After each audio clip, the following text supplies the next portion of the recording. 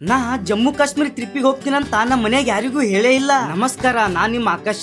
ಇವಾಗ ನೀವು ನೋಡ್ತಿದ್ದೀರಲ್ಲ, ಇದು ಒಂದು ಜಮ್ಮು ಕಾಶ್ಮೀರದಾಗ ಇರುವಂತ ಒಂದು ಫೇಮಸ್ ಪ್ಲೇಸ್.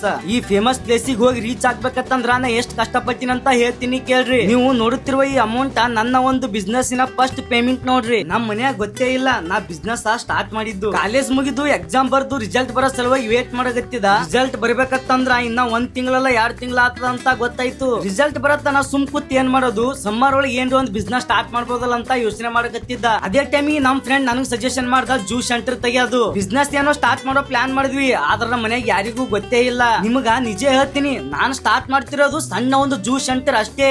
ಆದ್ರ ನಮ್ ಫ್ರೆಂಡ್ಸ್ ಎಲ್ಲರೂ ಸಪೋರ್ಟ್ ಮಾಡೋದು ನೋಡಕತ್ರ ನಾನೇ ಬಿಸ್ನೆಸ್ ಸ್ಟಾರ್ಟ್ ಮಾಡಕತ್ತೀನೋ ಅವರೇ ಬಿಸ್ನೆಸ್ ಸ್ಟಾರ್ಟ್ ಮಾಡಕತ್ತಾರ ಅನ್ನೋ ಕನ್ಫ್ಯೂಸ್ ಒಳಗಿದ್ನ. ಯಾಕಂತಂದ್ರ ನನಗೆ ಬೇಕಾಗುವ ಎಲ್ಲಾ ವಸ್ತುಗಳು ಅವ್ರ ಮನೆಗೆ ಬ್ಯಾಡ ತಂದ್ರು ಬೈಸ್ಕೊಂಡ್ ನನಗ್ ತಂದು ಕೊಟ್ಟಿದಾರ, ಯೂಸ್ ಮಾಡ್ಕೋ ತಂದು. ನಮ್ ಫ್ರೆಂಡ್ಸ್ ಎಲ್ಲರೂ ಹೇಳಿರ್ ನನಗ ಸಮ್ಮರ್ ಮುಗಿಯ ತಗ ನೀವ್ ಒಟ್ಟ ಅಂಗಡಿನೇ ಮುಚ್ಚೋದಿಲ್ಲ ತಂದು. ಆದ್ರ ನಾ ಜ್ಯೂಸ್ ಸೆಂಟರ್ ಸ್ಟಾರ್ಟ್ ಮಾಡಿದ್ದು ಬರೇ 1 ಮಂತ್ ನೋಡ್ರಿ. ಅದ್ರೊಳಗ 5 ದಿನ ಸೂಟಿ ಅದಾವ, ಬರೇ 25 ದಿನ ಅಷ್ಟೇ ಓಪನ್ ಮಾಡೀನಿ. ನನಗ್ ಟೋಟಲ್ ಪ್ರಾಫಿಟ್ ಬಂದ್ಬಿಟ್ಟು 45 to 50K ಆಗ್ಯದ. ನೀವು ನಂಬ್ತೀರಿ ಅಂದ್ರ ನಂಬ್ರಿ, ಬಿಡ್ತೀರಿ ಅಂದ್ರ ಬಿಡ್ರಿ. ಅಮೌಂಟ್ ಜೇಬ್ ಒಳಗೆ ಇತ್ತು ಅಂತಂದ್ರ ಕೈಕಾಲ ಒಂದೇ ಕಡೆ ನಿಂದ್ರಲ್ ನೋಡ್ರಿ ಒಟ್ಟ. ಯಾಕಂತಂದ್ರ ರೊಕ್ಕ ಬಂದವತ್ ಅಂತ ತಿರ್ಗಾಡಕ್ ಹೋಗೋರು ಬಾಳ ಜನ ಇರ್ತಾರ. ನಂತರ ಇದೇ ನೋಡ್ರಿ ಫ್ಯಾಮಿಲಿ ಸಪೋರ್ಟ್ ಇರ್ಲಾರ್ದೆ ನಾನು ಜಮ್ಮು ಕಾಶ್ಮೀರ ಹೋಲಗತ್ತಿರುವ ರೀಸನ್.